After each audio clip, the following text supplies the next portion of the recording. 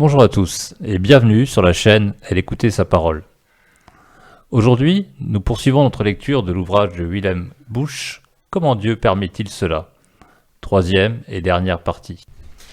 Un Dieu dur. On pourra me dire, si les événements terribles sont un avertissement que Dieu nous adresse, il reconnaît bien par là qu'il les a envoyés, qu'il en porte la responsabilité. Alors je répondrai, oui, c'est ainsi. Dans la Bible, il y a cette phrase redoutable. Arrive-t-il un malheur dans une ville sans que le Seigneur en soit l'auteur? Amos 3, verset 6. Je me rappelle une heure effrayante à Essen, lorsque nous avons subi la première violente attaque aérienne. J'étais dans ma maison qui brûlait. Tout autour, la terre était en flammes. On ne pouvait éteindre, car les conduites d'eau étaient rompues. Au moment où j'allais céder au désespoir, cette phrase du prophète Amos me revint en mémoire. Arrive-t-il un malheur dans une ville sans que le Seigneur en soit l'auteur? Alors je ressentis un grand calme. Je n'étais pas le jouet des hommes ou du hasard, j'étais entre les mains du Père de Jésus-Christ. En même temps, j'eus le sentiment que, la plupart du temps, nous nous forgeons une fausse conception de Dieu.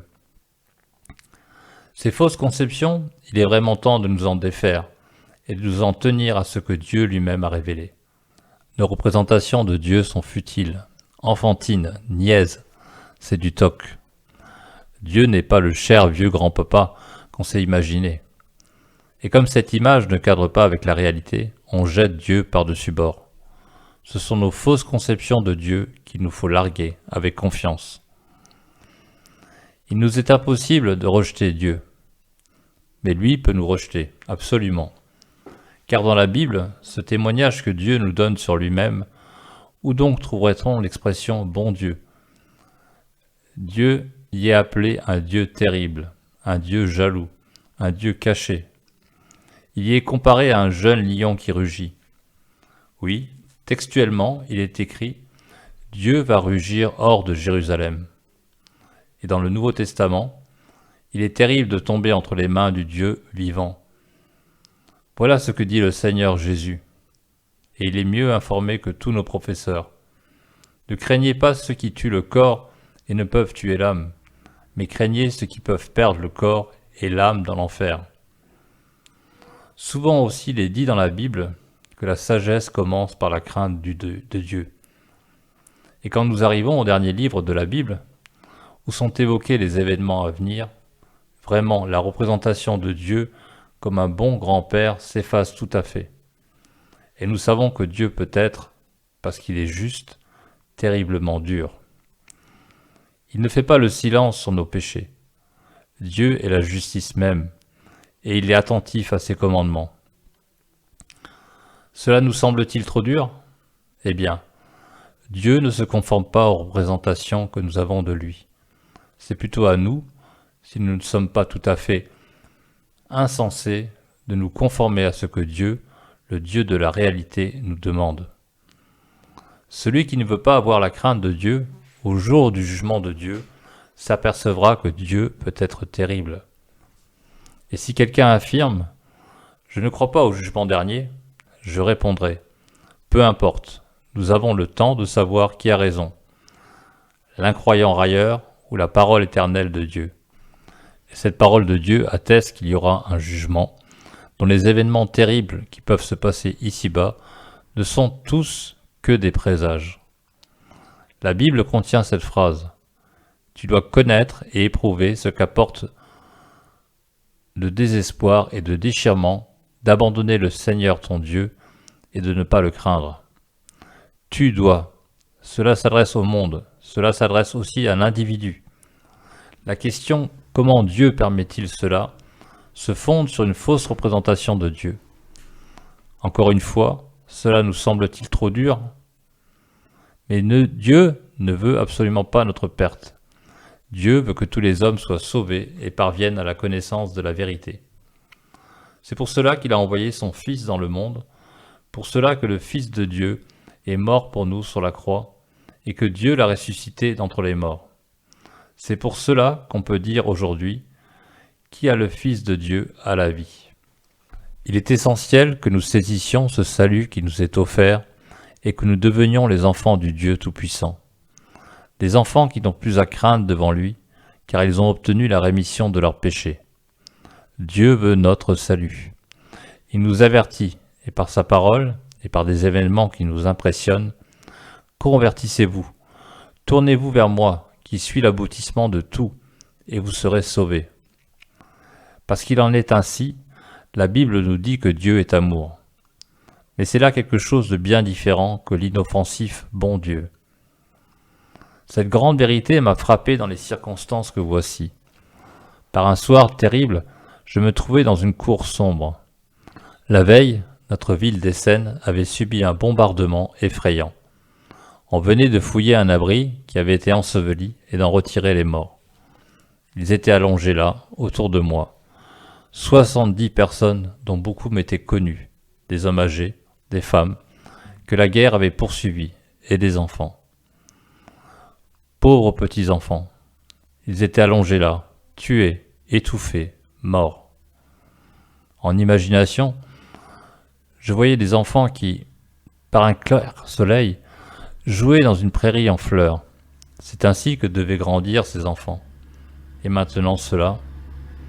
Alors un cri jaillit de mon cœur. Dieu, où étais-tu donc? Où étais-tu? Comment permets-tu cela? Il n'y eut pas de réponse.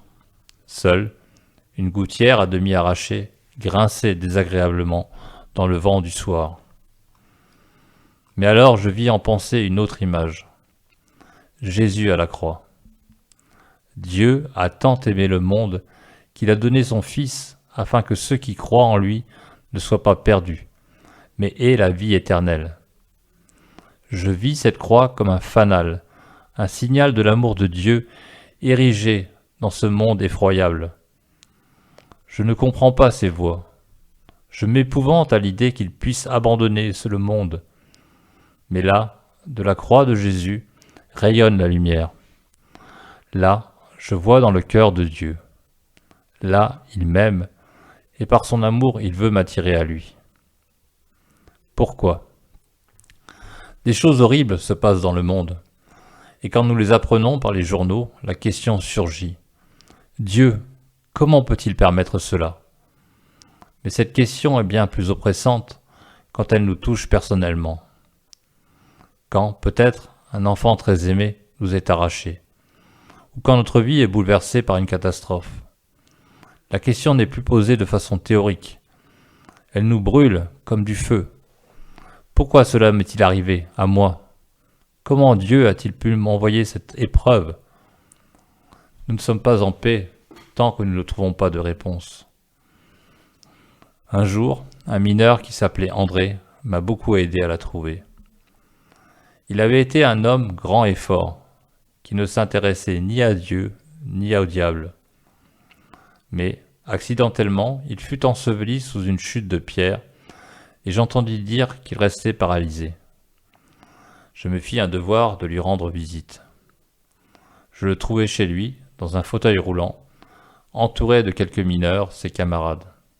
Lorsque j'apparus à la porte, il poussa un véritable rugissement. « Eh bien, toi le bigot, où était donc ton bon Dieu quand les pierres me sont tombées dessus? Va-t'en au diable, avec tes parlottes. » Il était si terrible que je n'essayais pas de répondre, et que je sortis silencieusement. Mais quelques mineurs, qui étaient devenus de vrais chrétiens, vinrent à son aide. Ils lui montrèrent comment aller à Jésus, en qui Dieu nous a fait le don du salut. Un grand changement se fit alors en cet homme. Il obtint le pardon de ses péchés, il fit sa paix avec Dieu. Un jour que je lui rendais visite, je le trouvai devant sa maison, dans la rue, assis dans son fauteuil roulant. Nous étions à ce moment devenus d'assez bons amis pour nous tutoyer. Je m'assis près de lui, sur la marge du perron. J'avais senti qu'il voulait dire à quelqu'un, ce jour-là, quelque chose d'important. Et en effet, « Sais-tu, me dit-il, j'ai l'impression que je n'en ai plus pour bien longtemps. Mais je sais à présent où j'irai quand je fermerai les yeux. Alors, quand je me retrouverai devant Dieu, Je me prosternerai et je le remercierai de m'avoir brisé la colonne vertébrale. « Oh André, m'écriai-je, que dis-tu là ?» Mais lui se contenta de sourire. Puis il m'expliqua. Si ça n'était pas arrivé, j'aurais continué sur la mauvaise route, loin de Dieu, jusqu'en enfer. Il fallait donc que Dieu me mette la main dessus, durement, s'il voulait me conduire à son Fils, mon Sauveur. Oui, ça a été dur, mais c'était pour mon salut éternel. Il marque une pause, puis dit lentement. Mieux vaut entrer au ciel estropié que de sauter en enfer, bien portant avec ses deux jambes. Je lui pris la main. André, Dieu t'a mis à rude école, mais ça n'a pas été en vain. Tu as bien profité de la leçon. Tout ému, nous avons évoqué ces gens qui subissent une dure épreuve et qui pourtant n'entendent pas, en eux, l'appel de l'amour de Dieu. Quand un malheur s'appesantit sur notre vie, il ne faut pas que nous en pensions. Comment Dieu permet-il cela? Mais plutôt, pourquoi, dans quel but, Dieu a-t-il permis que ce malheur me frappe? Efforçons-nous de comprendre ce que dit le cantique. Tantôt avec amour, tantôt dans la souffrance, tu n'es venu à moi, Seigneur mon Dieu, que pour préparer mon cœur à se soumettre tout entier à toi, afin que tous mes désirs soient suspendus à ta volonté. Des milliers de fois, Roi suprême, sois-en remercié. Un jour, un homme parlait avec un chrétien qui était âgé et expérimenté. Il se plaignait de diverses épreuves qu'il avait à subir et disait « Pourquoi Dieu me fait-il cela à moi? Comment peut-il permettre cela ?» Le vieillard lui répondit « Tu as déjà vu un troupeau de moutons, n'est-ce pas? Il arrive toujours que des moutons, saisis d'un désir d'indépendance, s'éloignent du berger. Et le berger, pour les ramener, lance son chien, qui aboie férocement et fait peur aux moutons. Alors il se réfugie bien vite auprès du berger. Eh bien, toute souffrance est un chien de berger. Elle nous angoisse et nous effraie, mais elle nous pousse ainsi vers le bon berger, vers le Seigneur Jésus. À présent, au lieu de tant te plaindre, va bien vite près de ton Sauveur. C'est lui qui fortifie les éprouvés. Toute grande souffrance se dépasse elle-même. À vrai dire, je ne sais pas comment un homme qui n'est pas un fidèle de Jésus-Christ peut supporter les dures épreuves qu'il rencontre dans l'existence. Il n'en viendra pas à bout. Il pensait que tout dans sa vie se passerait parfaitement. Et quand la souffrance fait irruption, il est plein d'amertume, se lamente et prend à partie Dieu et les hommes. Au lieu de demander « Pourquoi Dieu permet-il cela ?», au lieu de mettre ainsi Dieu en accusation, il vaudrait mieux se rendre compte que l'homme est faible, déficient, incapable de s'en sortir tout seul. Je ne sais vraiment pas comment, sans Jésus, on peut s'en tirer. À ceux qui croient en lui, Jésus donne une sûre espérance dans la vie éternelle. Le disciple de Jésus, lorsqu'autour de lui le monde se fait de plus en plus sombre et menaçant, n'en est porté que davantage à tourner les yeux vers le but éternel, vers le royaume céleste auquel il est appelé. Dans un poème, on trouve la question « Pourquoi tant de larmes, tant de souffrances ?» Et voici quelle est la réponse. Afin de ne pas oublier ce qu'on oublie si facilement, que cette pauvre terre n'est pas notre patrie. Et le poète Paul Gerhardt, qui vivait au temps de la guerre de 30 ans et avait été témoin de beaucoup d'horreurs, a composé ce cantique. Sur ma route, je fus effrayé par maintes tempêtes. Éclairs, tonnerres, vent et pluie ont fait naître en moi bien des angoisses. Persécution, haine, jalousie. Alors même que je n'étais pas coupable, j'ai dû souffrir et les supporter avec patience. C'est ainsi que je conduirai à présent ma vie à travers le monde. Pourtant, je ne pense pas demeurer sous cette tente étrangère. Je suis le voyageur sur la route qui mène à la patrie. Et là, au-delà de toute mesure, mon Père me consolera. Mon lecteur, à présent, sourira peut-être et pensera: nous avons sur terre des ennuis, mais à la fin, on sera consolé au ciel. En guise de réponse à cette objection, voici une anecdote. Il y a de cela bien des années, j'étais pasteur dans un gros district minier. Au cours de mes visites pastorales, j'arrivais un jour, par hasard, au milieu d'une fête d'anniversaire. Les bouteilles de schnapps circulaient, on criait, on braillait. Quand j'apparus, il y eut un instant de calme, et puis un homme vociféra. « Ah, le pasteur, qu'est-ce qu'il vient faire ici ? Au discours, nous n'en avons rien à foutre. Nous vous abandonnons le ciel, à vous et aux petits oiseaux. » Comme c'est gentil, répondis-je. Mais je ne saisis pas très bien. Pour abandonner quelque chose à quelqu'un, il faut qu'on le possède. Et je crains bien que vous n'ayez qu'aucun ciel que vous puissiez m'abandonner. Oui, j'ai vraiment peur que votre chemin ne conduise à l'enfer plutôt qu'au ciel. Alors, qu'est-ce que vous voulez m'abandonner, aux petits oiseaux et à moi ? L'homme parut embarrassé un court instant. Puis il reprit. « Allons, les pasteurs tiennent toujours les gens tranquilles en leur faisant espérer le ciel. Et c'est ce que vous vouliez faire vous aussi, sûr. » Je répondis. « Quelle bêtise !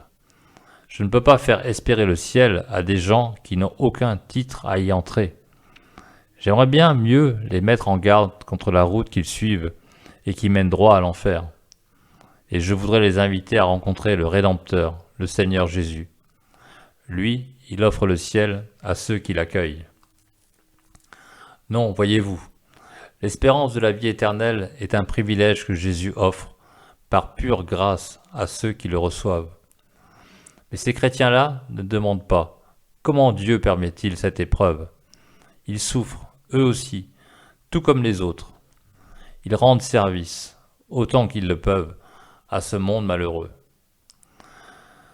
Mais à travers toute souffrance, à travers toute joie, à travers toutes les tempêtes, ils poursuivent leur chemin, en ayant dans le cœur ces paroles du cantique. Je suis le voyageur sur la route qui mène à la patrie. Et là, au-delà de toute mesure, mon Père me consolera. Il y a un petit poème de Nietzsche. D'un vol sifflant, les corneilles s'en vont vers la ville. La neige va tomber, malheur à qui n'a pas de foyer. Tel est bien le malheur de notre époque. Les hommes doivent vivre parmi maintes difficultés, comme s'ils n'avaient ni feu ni Dieu. Oui, telle est bien la misère propre à notre temps. Cherchons donc avec sérieux le Seigneur Jésus qui a dit « Il y a beaucoup de demeures dans la maison de mon Père ». Ainsi s'achève la lecture de « Comment Dieu permit-il cela ?» Merci pour votre attention. Vous pouvez télécharger l'intégralité de cette brochure sur le site internet médiathèquechrétienne.fr, site consacré à la sauvegarde des ouvrages épuisés et non réédités de la littérature chrétienne. Encouragez-nous en vous abonnant à la chaîne YouTube Elle écouter sa parole ou en likant cette vidéo. Soyez richement bénis au travers de ces différents livres audio. Et n'hésitez pas à les partager autour de vous. Au revoir à tous et à bientôt.